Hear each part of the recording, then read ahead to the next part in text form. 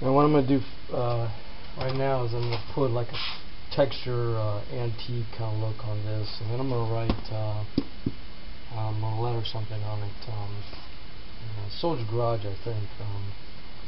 It's a website I'm doing because of all the things I've seen on YouTube with all the guys, Ed the Kid and BW Darren, Raz Formetta, Soul Gang. I watched a video last night of Gasser Glass, and he was talking about Wild-Eyed Northern Boy, I think it is. Watch some of his videos too, man. Just the passion that you guys have, and what you let everybody see and everything. So this is an old mineral spirit. So I rip it in half, and I use a paint tray. You get the latex comes right out, change colors. It's an old trade secret that I used for many years. It's awesome. You don't got to go to the store and buy paint trays every time you turn around. So I'll put some white paint in that, and then I'm going to show you what's called a they marbleize, painters call it bagging, stuff like that.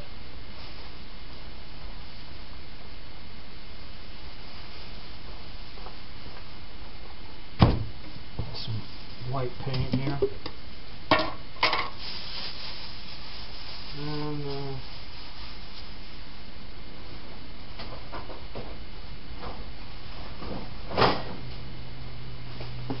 don't want to put it on real thick. So what you want to do is thin it down would be the best way, but I'm going to cheat because I've done this before. This is how you cheat. Instead of thinning it down, just put some on there like that, and then smear it around a little bit on something, and then roll this around, get it to where it's got a lot of different. You want a lot of different, rises and areas on it. You don't want it to be all flat, because then when it sticks, it won't make a real uncommon pattern or sporadic. Is what you want. So you just put it on there and just kind of dip it on real light at first, man. Don't want to go too heavy.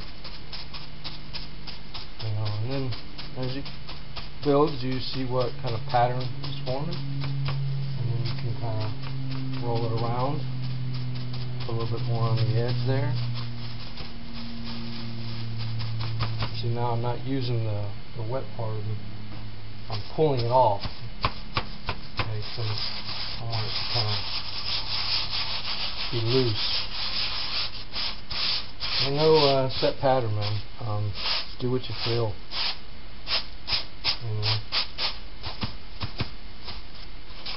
If you guys can see it, man, I apologize for the camera. I'm gonna buy a better camera, man. Because you deserve it, man. The YouTubers are dynamite, man. Everybody helping everybody out. It's really cool, man. It's inspirational. There you go. It's got a little background here. We're gonna add some more color to that, maybe blue or something. Wear it down a little bit.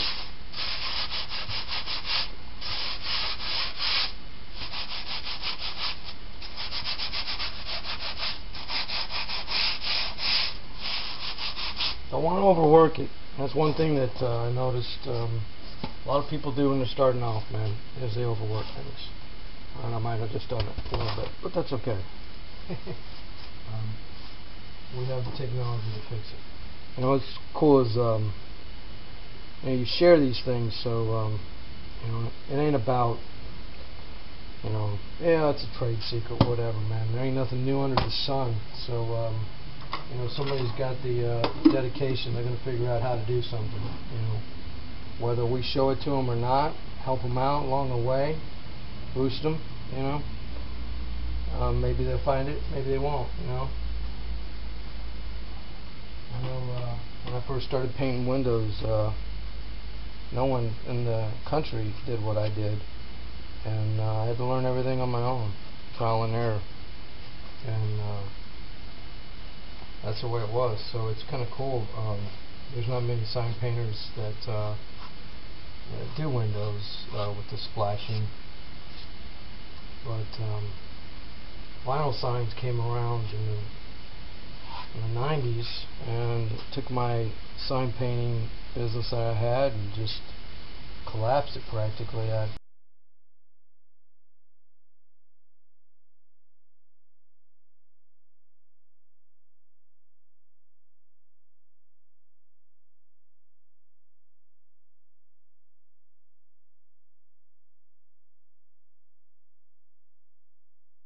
Gets really, really hot outside.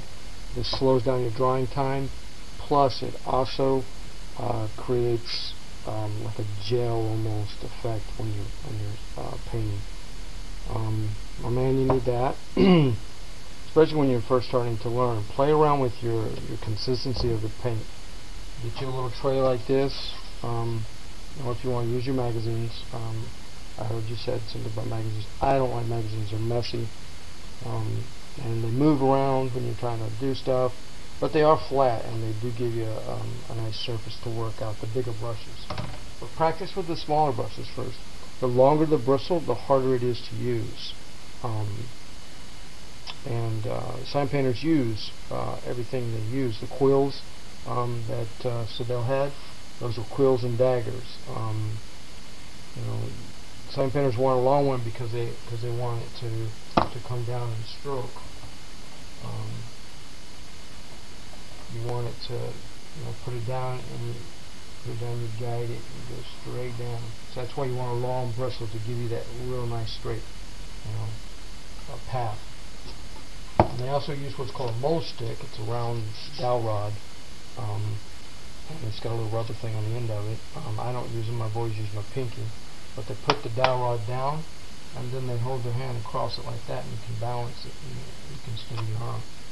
That's an old time painter's trademark with dowel stick, they call them. They're real cool. So we're going to throw some green on this too. I'm just going to use a rag. So I want a little bit of the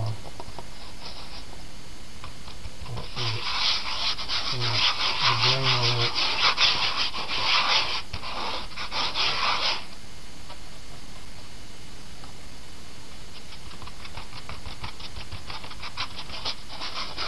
Kind of army colors because it's sold to Garage. So that's what we want. I'll work on this and show you here in a second how it looks. Now we're back. We've messed it up. No, I'm just kidding. Stowbolt, what the main purpose of this stuff is, it slows down your drying time, which gives you more time to work out, your style and get comfortable with lettering. You're going to use one shot and you've never done it before. I highly recommend it. I've been painting signs since the 80s, so I don't have to use it unless I'm working outdoors and right in the sunlight, and then you have to pretty much because your stuff is drying before you can get it to the brush. But working out your thinner, and how much you use is really, really important, and that Penetrol helps. So we get it laid out loosely. I put the word "the" there. I don't know how well you can see it. So you can't see it real well, right? And that's on purpose, so that way I put it on real nice. I put it with a semi-background color, and that way I can even it out, because I'm not drawing this on here. I'm painting it on here as we speak. So if I make a mistake, I can kind of see it, and maybe in the end it won't show up so bad. Like I said, it's just demonstration purposes. And is 3 letters, so you know your H is in the middle, so it's pretty simple. But soldier, okay, 7 letters, and the letter I is a half-stroke letter. Okay, that's what we call half-stroke. You have, like, say, the letter P. Can you see that? No, you can't see that. Okay, here.